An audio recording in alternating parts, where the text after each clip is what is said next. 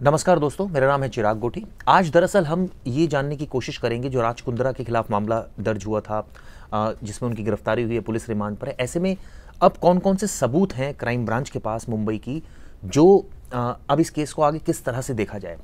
इस केस में सबसे इम्पॉर्टेंट चीज़ थी कि भाई पोर्नोग्राफी जो है आप उसको प्रमोट कर रहे हैं, यानी आप उसको बना रहे हैं, उस फिल्म को आप उसको अपलोड कर रहे हैं, आप लड़कियों को फोर्स कर रहे हैं न्यूडिटी जो है सीन्स परफॉर्म करने के लिए। 3 ऑफेंसेस में ये पूरा मामला बनता है। साथ साथ आईटी एक्ट भी इसमें लगा है और आईपीसी की कुछ धाराएं लगी हैं। सबसे पहले मैं आपको बताता हूं कि आईपीसी की कौन कौन सी मुख्य धाराएं लगी हुई हैं। सबसे पहले लगी है 420 यानी चीटिंग।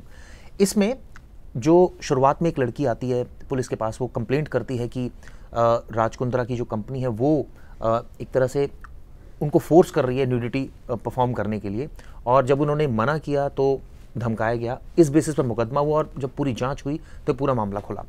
तो ऐसे में ये ऑफेंस पहला मेड आउट हुआ। दूसरा, जो कैनरिन कंपनी है, ये बताते हैं कि राज कुंद्रा के ब्रदर इन लॉ की कंपनी है, ब्रिटेन में कंपनी है, और इसकी सिस्टर कंसर्न जो है वो जो कंपनी है वो मुंबई बेस्ड है, जो राज कुंद्रा की कंपनी है। तो इन दोनों का टाई अप था। ये प्रूव करना होगा क्राइम ब्रांच को अदालत में। साथ साथ ये प्रूव करना होगा कि ये जो एक ऐप है जिस पर ये अपलोड हो रहा था, वो ऐप कहीं ना कहीं राज कुंद्रा या उनके ब्रदर इन लॉ से जुड़ी हुई है। तो ये प्रूव करना सबसे इंपॉर्टेंट होगा, जिसको हॉट शॉट्स के नाम से जो ऐप है जिस पर ये सारी न्यूडिटी यही कहा जाए वीडियो अपलोड की जा रही थी। इसके साथ साथ पेपर वर्क का बहुत इंपॉर्टेंट इसमें काम होगा, क्योंकि ये सब के ये ऑनर राज कुंद्रा है इस कंपनी के जो मुंबई बेस्ड है। इसके अलावा जो ब्रिटेन कंपनी है वो ऑनर उनके भाई हैं। कैसे इन दोनों का एक तरह से कनेक्शन था, और जो व्हाट्सएप ट्रेल है, कैसे फाइनेंस जो थे उनके वो कंट्रोल हो रहे थे, किसके बैंक अकाउंट में पैसे आ रहे थे। ये तमाम ऐसी चीज़ें हैं जो आने वाले दिनों में क्राइम ब्रांच जो है वो अकाउंट भी फ्रीज करेगी राज कुंद्रा के, और बाकायदा जो मनी ट्रेल है वो इस्टेब्लिश करने की कोशिश करेगी। साथ साथ इसमें जो सबसे इंपॉर्टेंट है कि अब ये कंटेंट क्रिएशन, जैसा खुद मुंबई क्राइम ब्रांच का कहना है कि राज कुंद्रा जो है वो बना रहे थे, उनकी कंपनी बना रही थी। तो ये साफ है कि मुंबई के एक मलाड में इस तरह के एक जगह ली गई थी जहाँ बनाई जा रही थी। तो ये प्रूव करना होगा कि ये जो कंटेंट क्रिएशन है, ये जो उनकी कंपनी है राज कुंद्रा की मुंबई बेस्ड, वो कर रही थी। इस पर ये प्रूव कुछ इस तरह से होगा कि पूरा इस मसले पर जो भी इलेक्ट्रॉनिक एविडेंसेस पुलिस के पास आए हैं, ओरल एविडेंसेस आए हैं, डॉक्यूमेंट्री एविडेंसेस आए हैं, यानी कोई गवाह इस बात को तस्दीक करेगा कि ये कंपनी इनकी थी, या पेपर वर्क जो इन्होंने कंपनी रजिस्टर करेगी वो ये तस्दीक करेगी कंपनी इनके नाम से थी। तीसरा, इस मामले में जो मनी ट्रेल हुई है, इनके अकाउंट्स क्लियर करेंगे। अकाउंट जो स्टेटमेंट है वो उससे साफ होगा कि कितना कितना पैसा इनके अकाउंट में गया है। और जो व्हाट्सएप चैट भी सामने आ रही है जिसमें एक एच नाम से ग्रुप बनाया था, जिसमें कंपनी के कुछ लोग जुड़े हुए थे और आपस में मार्केटिंग को लेकर प्लानिंग कर रहे हैं। एक तरह से कहा जाए वहाँ पर सेल्स एंड मार्केटिंग की बात चल रही है।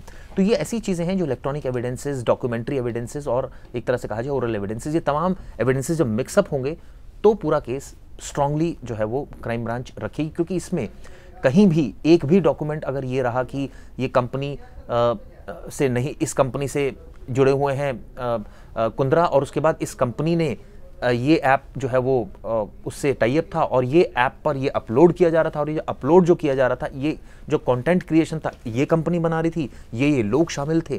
तो ये पूरी जो चेन है वो स्टैब्लिश करनी पड़ेगी, तब जाकर ये कहा जा सकता है कि इस मामले में जो आरोपी है उनको सजा मिलेगी।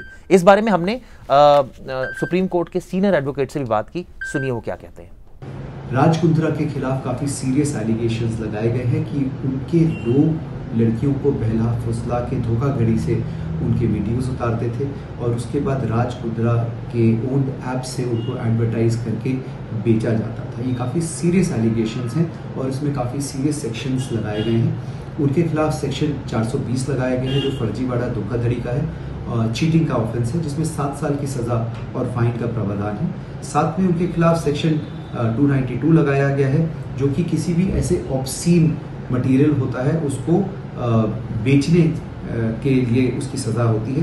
पहली कन्विक्शन में 2 साल तक की सज़ा है और 2000 रुपये तक का फाइन है। सब्सिक्वेंट कन्विक्शन आगे अगर उनके खिलाफ कोई और केस बनता है और उस पर कन्विक्शन होती है तो 5 साल तक की सज़ा और 5000 रुपये के फाइन का प्रावधान है। सेक्शन 293 भी काफ़ी सीरियस ऑफेंस है, जिसमें ये लिखा है कि अगर आप किसी 20 साल से कम के व्यक्ति को कोई ऑब्सीन मटेरियल बेचते हैं, ट्रांसमिट करते हैं, दिखाते हैं, तो उसमें उनको जो सज़ा है वो 3 साल तक की सज़ा है और 2000 रुपये का फाइन है। सब्सिक्वेंट ऑफेंसेस में 7 साल की सज़ा और 5000 रुपये का फाइन है। इसमें उनके खिलाफ आईटी सेक्शन के भी काफ़ी सेक्शंस लगाए गए होंगे, जो हम गेस कर सकते हैं कि उनके खिलाफ शायद सेक्शन 66 लगाया गया होगा, जो वायलेशन ऑफ प्राइवेसी है कि अगर आप किसी की परमिशन के बिना उनकी कोई प्राइवेट वीडियो ऑडियो उतारते हैं तो उसमें उनको सज़ा होती है, जिसमें 2 लाख रुपए तक की सज़ा है फाइन में और 3 साल की अदरवाइज सज़ा है।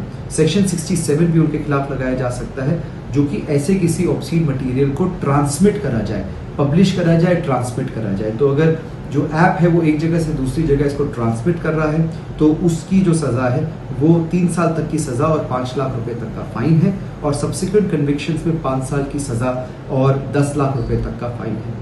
इसके साथ उनके खिलाफ सेक्शन 67A भी लगाया जा सकता है आईटी एक्ट का, इंफॉर्मेशन टेक्नोलॉजी एक्ट का, जिसमें ये लिखा है कि अगर इस मटेरियल को, ये जो मटेरियल है, ये जो ट्रांसमिट हो रहा है एक जगह से दूसरे, इसमें सेक्सुअली एक्सप्लिसिट मटेरियल है तो इसमें जो सज़ा है उसमें पहले ही ऑफेंस में 5 साल तक की सज़ा और 10 लाख रुपए तक का फाइन है। इसके साथ साथ उनके खिलाफ indecent representation of women prohibition act भी लगाया गया है, जिसमें सेक्शन 6 में माइनर ऑफेंस है, जिसमें सेक्शन 6 में लिखा गया है कि ऐसे किसी में पेनल्टी 10,000 रुपए फर्स्ट ऑफेंस की हो सकती है और सब्सिक्वेंट ऑफेंसेस पे 6 महीने से 5 साल की सज़ा और फाइन का भी प्रावधान है, वो भी लगाया जा सकता है। तो आईपीसी के जो सेक्शन है वो काफी सीरियस है। आईटी सेक्शन आपको बता ही चुका हूँ आईटी एक्ट की, जिसमें सेक्शन 34 के अंदर ये सारे आते हैं, जो कॉमन इंटेंशन होता है। अगर एक से ज्यादा लोग मिलकर कोई भी ऑफेंस कर रहे हैं तो ये मायने नहीं रखता कि उसमें क्या करा, उन सबके एक कॉमन इंटेंशन मानी जाती है और सारी की सारी सजाएं उनको कॉमन दी जाती है। तो ये इनके खिलाफ एलिगेशंस हैं और ये सेक्शंस